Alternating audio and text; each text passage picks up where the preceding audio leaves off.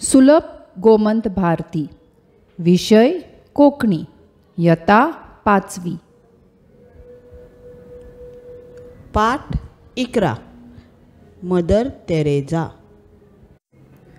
मदर तेरेझाच्या जिवितांत घडिल्ली ही एक खरी घडणूक.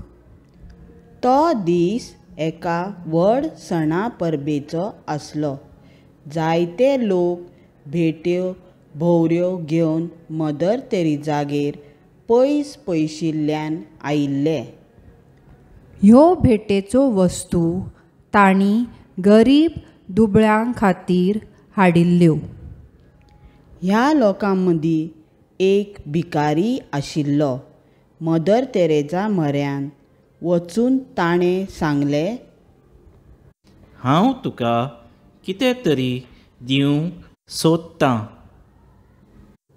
आनी हातांतले 10 पैशांचे नाणें तिच्या हातांत दिलें. फुडें ताणें म्हणलें, आयज म्हजे लागीं हे इतलेच दुडू आसात. उपकार करात आनी ही म्हजी ल्हानशी भेट मानून घेयात. मदर तेरेझान ताचे कडेन मायेन पळयलें आनी ते 10 पैशांचे नाणें हातांत घेवन तिणें म्हणलें, ह्या गरिबान दिल्ले हे धाकटुले भेटेन म्हाका सुमारा भायर खोस जाल्या. हेरांनी दिलां तें आपणा कडेन आशिल्ल्यांतलें थोडेशें दिलां, पूण हाणें आपणा लागीं आशिल्लें तितलेंय काडून दिलां. मदर तेरेझाचो जल्म 1920 वर्सा युगोस्लाविया देशांत जालो.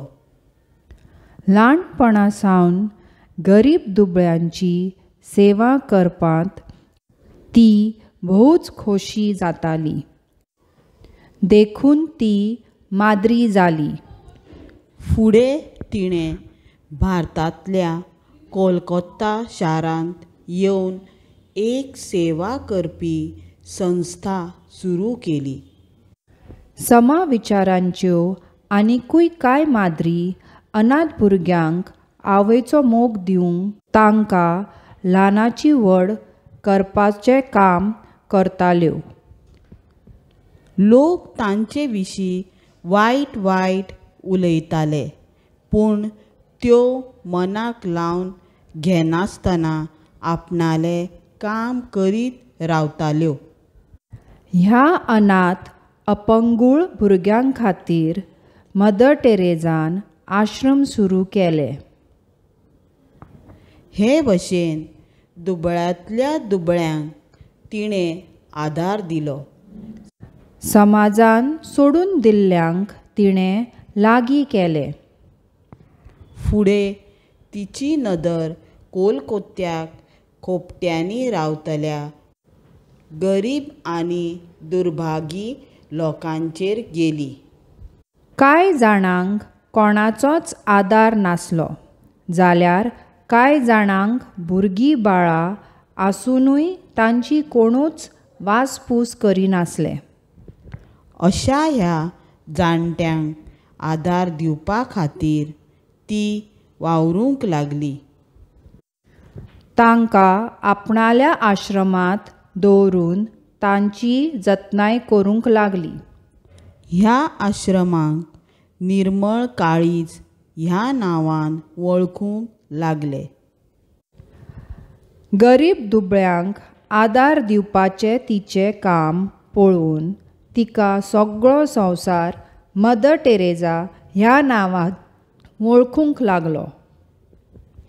एका वार्ताहरान एक फावट मदर तेरेझाक विचारलें, मदर, तूं गरीब दुबळ्याच्या आदाराक कित्याक धांवन वता? मदर तेरेझान नमळायेन जाप दिली, बाबा रे, जण एका अनाथ दुबळ्या पिडेस्त मनशांत म्हाका देव दिसता आनी तांचीच हांव सेवा करीत आसां. आयकात, वाचात आनी कोंकणी शिकात. देव बरें करूं.